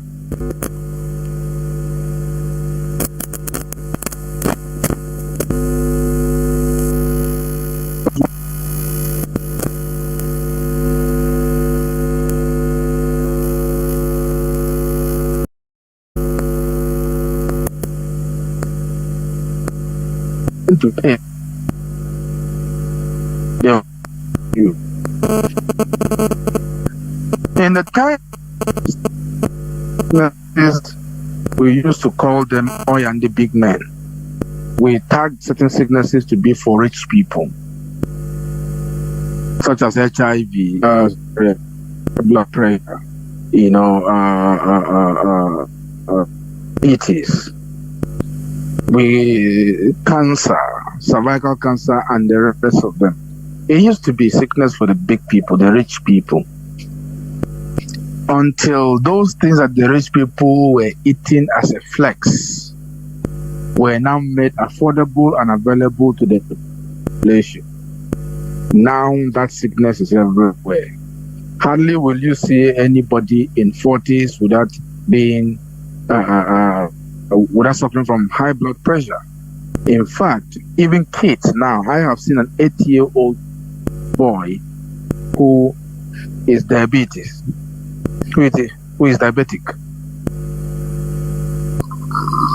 And gradually, this is right before our eyes. It's not us yet the understanding that these people are capable of anything.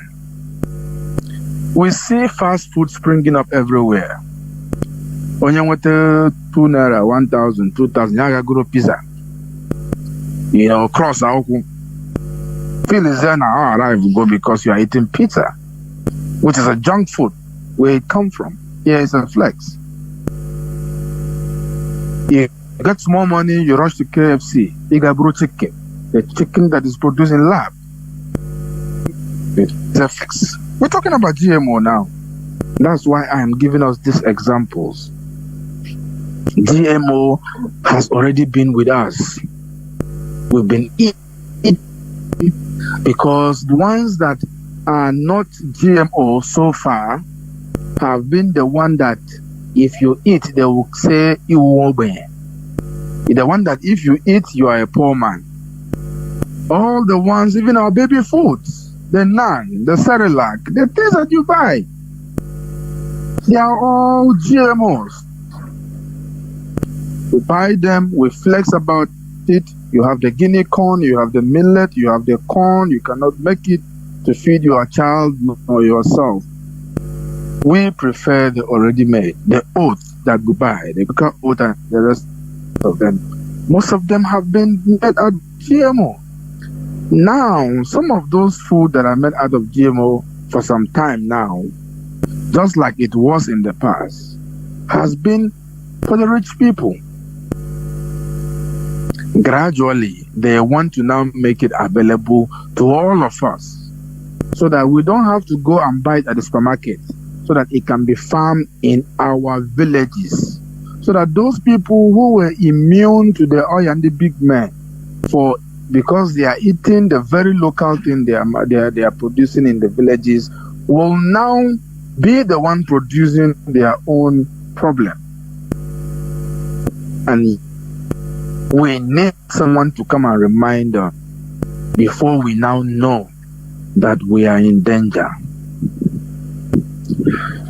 We see people going to take infusion so that their skin will glow. They put a drip on you, put infusion in your body so that you don't need to apply cream. And that to some people is a flex. Until when the problem begins to come. Very soon, they are going to also make that available to all our slave queens and all the never do well ladies and everybody around. They'll start buying it and then they make it more affordable and make it more cheaper. Everybody will jump on it because it's a flex. I'm tired of reminding adults about the things we should observe within our environment and be cautious about it. The indomie we eat is a poison. Noodles. It's a poison. We still eat them. This GMO, we are shouting. Somebody there is saying, oh, these people, if they want to kill us, there are many ways they can kill us. They don't need to give us GMO to kill us. We defend them just like you were saying earlier. Some of us would defend India also and say, oh, you don't know them. If you know that they are very good people. There are a few good white people, but systemically, they are not. They are well organized and their objective is plain and simple. Total subjugation of the indigenous people all over the world. Not just Africans, all over the world, because they are not indigenous to anywhere. And we are allowing this thing to creep into us, and if they bring the GMO, we refuse to buy it. The government have taken the money they have given. Fashola have been appointed into the Bill Gates Foundation. They have been given money. Our procurator has been settled. The GMO has come to Nigeria. They cannot stop it. But can we at least reject buying them or taking the seed to come and plant? They will tell you, oh, this one in 3 months, you don't do. By 3 months, it's easy life. Oh, easy life. Easy life. But thank God for IPOB. At least people are getting educated. At least knowledge is the basic that we need. Understanding is another thing. To be able to implement it, be called wise. Be wise is a different thing. But it's my prayer as always that the gospel that is being preached on IPB Community Radio and all other Biafran media outlets, whatever means you are receiving them, Facebook or anything or Twitter, it is my prayer that we will be able to not only hear them, but understand them, and within ourselves find the solution to be able to counter some of these things for the sake of the posterity, for the sake of our children to come. Else, we will become the biggest market for the big farmers. Already we are. The big pharmaceuticals will become their biggest market. We are already, but we should not continue to increase their margin in the market. Mazi Jonathan. There were. Yes. All these junk foods, or most of them, are inimical to our health. But many of us are taking it as if you are feeding well. You are buying pizza. These are junk foods. But the difference, or the main difference with this GMO is industrial. They are supplanting our natural crops. It's industrial scale to make us completely food dependent. Before, like, you have a choice either to cook your goosey, prepare your food at home and eat. But in this industrial scale, even that your local goosey that you want to prepare by yourself will be also poisonous. That is the difference. That is why we must say no to this. We must retain our natural agricultural crops, natural local agricultural crops, farm crops. They have been killing farmers by the Fulani terrorists, feeding Fulani cows with our farm crop, destroying our natural farm crops. This is part of the agenda, so that we become dependent, food dependent. If they don't give us, we cannot eat. It's very dangerous. Caller on, let me see who has been there. Caller on Signal. Let me see. No, caller on WhatsApp. Are you there? Caller on WhatsApp. Caller on WhatsApp, can you hear me?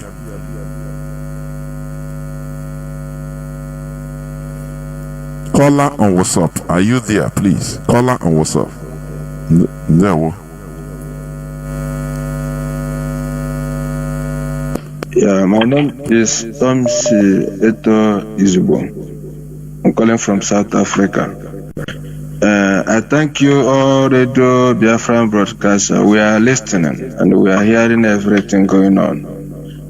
So my contribution tonight is that I plead for Biafra to be switched in Radio Biafra because a lot of them doesn't listen to Radio Biafra. We know what we are going underground here to plead to them, and we are receiving a lot of insults. Our people are too what can I use, the word I can use? They don't want to improve at all regarding this issue about switching it to Radio Biafra. That's where they will got information, and a lot of all these coordinators, they don't even, I don't know where they are getting their information. I do quarrel with some of them here in South Africa.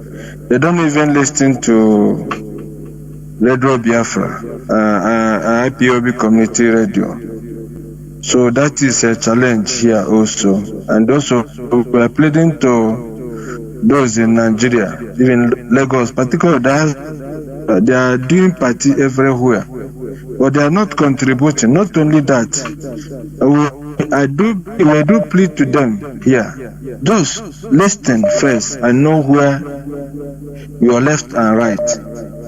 So, but they don't even, we are fighting with them here a lot. But I hope, only see Mazi Nnamdi Kanu said that, can you stand the propaganda? And a lot of them don't know that, and our people don't know what call politics, as you are saying, about like join them in the mosque. So like tonight now, listen what you said now, and I'm going to practice it here in South Africa. And moreover, I thank you all broadcast. So God bless all IPOB and the DOS, and also there is a people I used to meet here in South Africa. Yes, Mazi is inside DSS. We do quarrel with them here. We argue. I say, okay, as Mazi is inside, who is the driver now? Is it not DOS? Yeah, we will see them, the people that are thought that they are intellectual, but they are always shift another side. So that is another worry we are having here. So I thank you. This is my contribution tonight, and I plead to all Biafrans, please do listen to IPOB community radio. It will help. This is our university. This radio Mazi laid for open for us before you go inside. Our people, the people that hear from here, we should try to enter to. Our people are very, very difficult. Let us try to convince them also to. Sometimes I do buy data and put for them to listen. They will use that data and do another thing. So this is my contribution tonight. Thank you. We appreciate. God bless you all.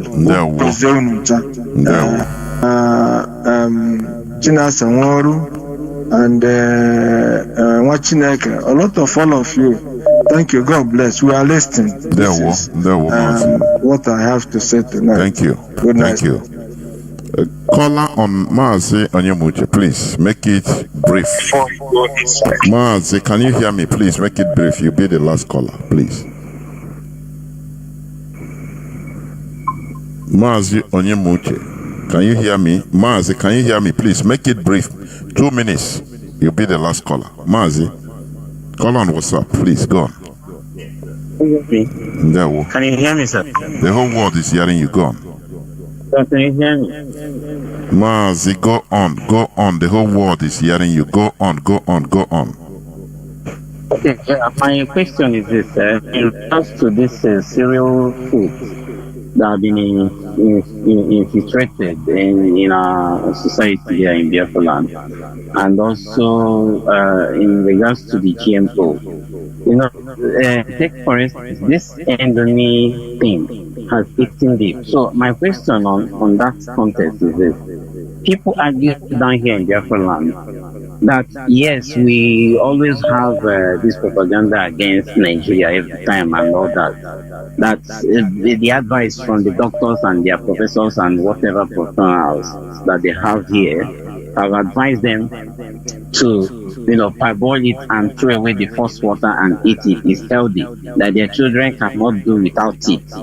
So I want to ask: is it that Indomie is only much more good to human consumption in Biafra land when you sieve out the water, or can our people understand that the sieving out of the water from Indomie on other cereals is not 100% clean to say assure that we are food? Then how else again can we propagate this gospel into the church, schools, and traditional leaders through our August meeting coming in? Is it a good one that we have a measure on how to introduce professional doctors who can argue this thing out in Biafra land and start establishing a task force that will stop these people bringing this thing to us? Though they might say it's an open market, everybody has choice of food and choice of whatever, but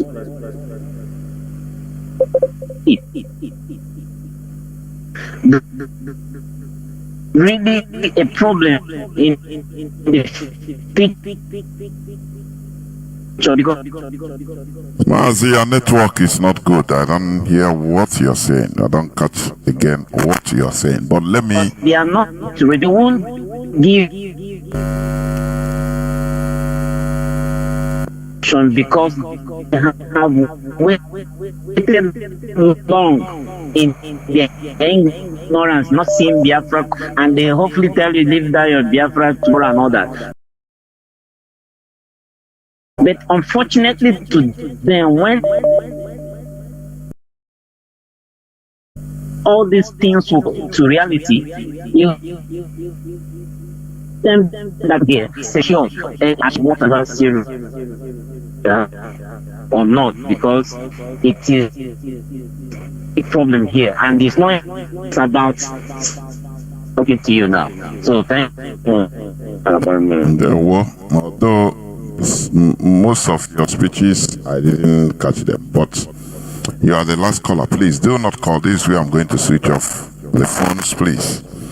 I am not a health expert in talking about maybe the Indomie in an expertise point of view, but I want us to understand this, that also in this world order there are many wrong narratives being sold in the health sector, in different sectors, including even scientific sector.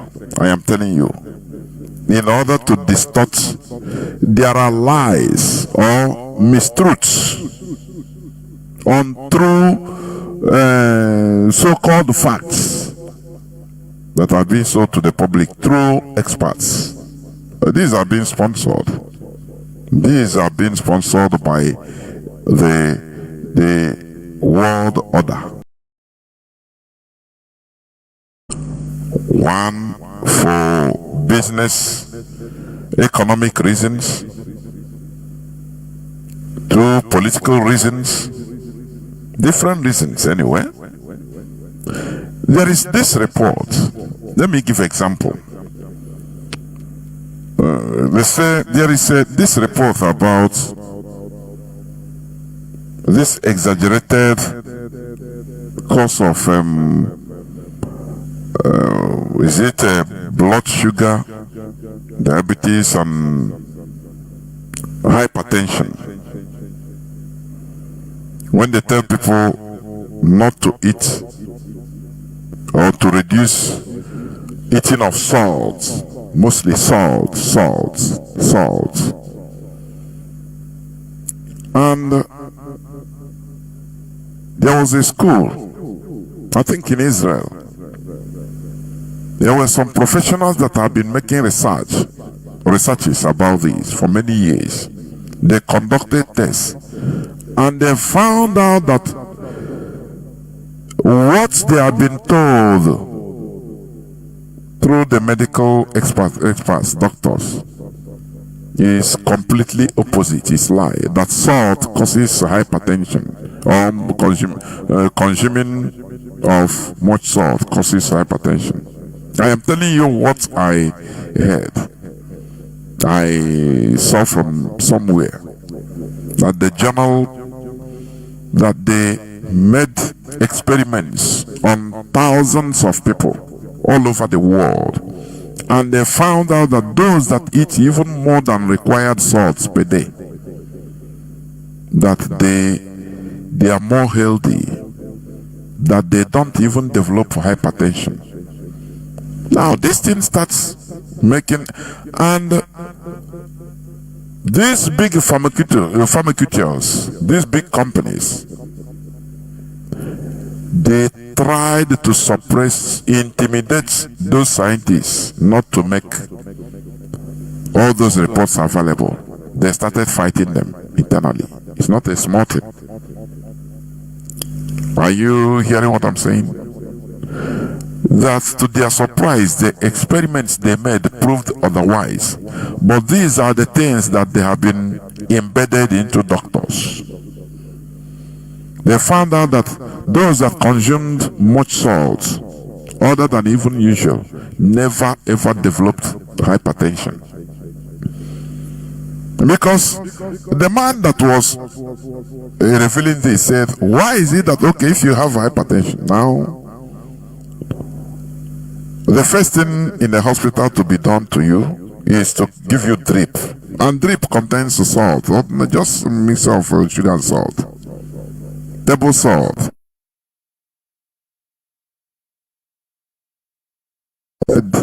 All those research, and they found out a big lie. Because let me tell you, medicines have been politicized is for economic purposes. Now health is no longer, the management of health is a very huge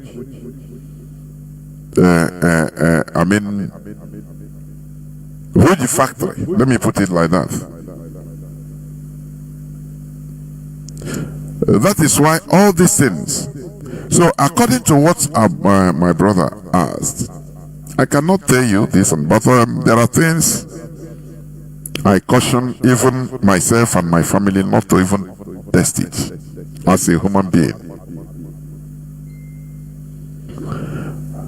I don't know. Somebody is telling me that our community radio has been shut down. It's no longer talking. Let me see. Let me see, please. Let me check. Sometimes, let me see.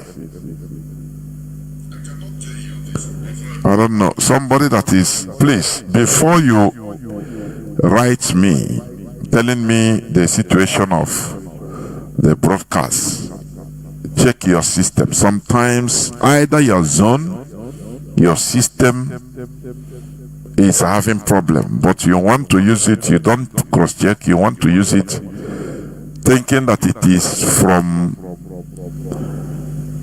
the studio or from the satellite. No, everything is working, please. No, please check your system. No, please check your system. I don't know why our people are very quick in conclusion. I don't know. Our people are very quick in making conclusion. Let us be, sometimes, all these are part of what we preach. Let us be analytical before making conclusion. I don't know. Somebody just wrote me, oh, Mazi, both Rapture Media and Community Radio has been shut down. Community Radio has been off since you began broadcast, but Rapture Media, that is a lie. I checked, it's going. And I'm receiving many confirmation that the application is working. It might be from your zone or from your system. You have to check before concluding, because once you talk all these things, it can also knock me, distract me, please. So, what am I trying to say? The world order you are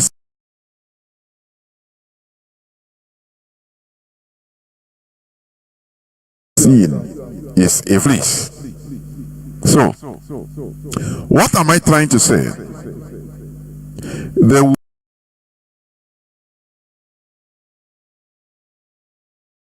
telling you, like these noodles, I don't eat it. I don't eat them. And don't allow since I understand many things about it, I don't allow even my family to touch it, because there are many things involved. What happened to our natural food? Why we are, I won't go anywhere we are, even if which part of the world, you get you must natural things. That is why we are healthy, anybody healthy. But they want to corrupt us with all these importation, very easy things, this and that. That is why we are trying very hard to restore our nation, whereby we can promote technology, research and technology. We will a group of people that you see that are trying to cause confusion in this struggle. They are part of the problem. They are part of the problem. Look at them as that. Don't see them as, oh, it doesn't matter what they preach to you, that oh, they are trying to make. No. They are trying to make. Look at their background. They are part of the problem. Sorry. They are part of the problem. Because they hide on different ways, as if they come to tell you this, they come to tell you this secret. No, we don't. We want to move on. We want to continue, irrespective of everything. They will portray to you that they love Mazi Nnamdi Kanu more than anybody else. These are fake. Mazi Chinedu said they are displaying fake love, because they don't know where to hang any longer. So they must hang somewhere in order to deceive you. That is it. So,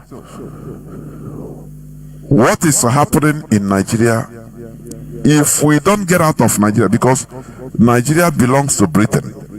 Nigeria is being controlled by the world, this wicked world order. Completely controlled. The lives of the population or the populace do not matter to them. They don't care. They are in charge of the ruling class. Let me call it the ruling class. That's why what is happening there, nobody cares. But we must continue.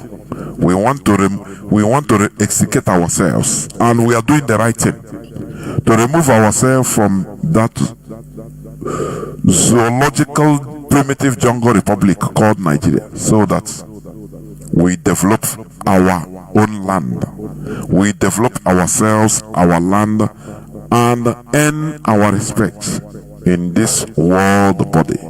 This is where I'm going to stop. Biafra remains who we are. Biafra is our ideology. Biafra is our religion. We must continue. And let me tell all and sundry that it is only our activism, our actions, our consistency, IPOB consistency, that will release Mazi Nnamdi Kanu. Nothing more.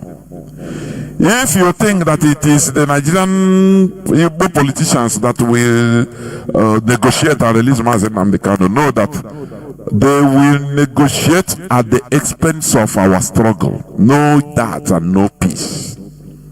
If you think that calling on SND, but they will come and guarantee for Mazi Nnamdi Kanu to be released, know that it will get Keleg.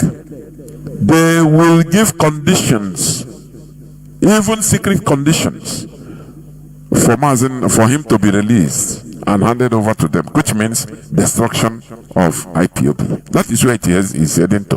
But once it is our agitation, our consistency that leads to the release or negotiation with Mazi Nnamdi Kanu, know that everything is okay. Are you getting me? You know, in this struggle, we have killed the sentiment. We have killed. We are not. We are no longer people that when you hear anything, I say, "Hey, thank Jesus." Is him that? No. We have killed that. We will query. We will investigate what really happened before we come. Because I say, Mazi Nnamdi Kanu, the highest mistake he made is, can I call it mistake or effort, is to gather people, Biafrans from all over the world as one family.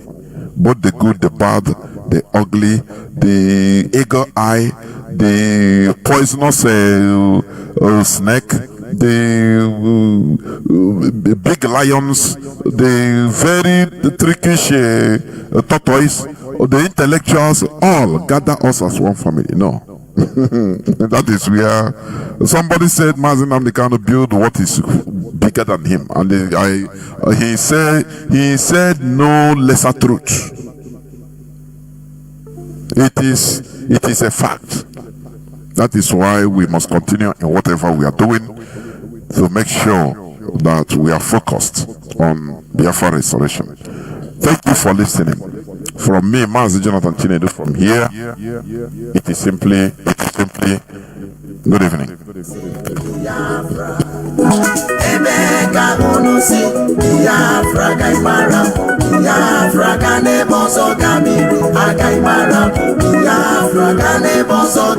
Biafra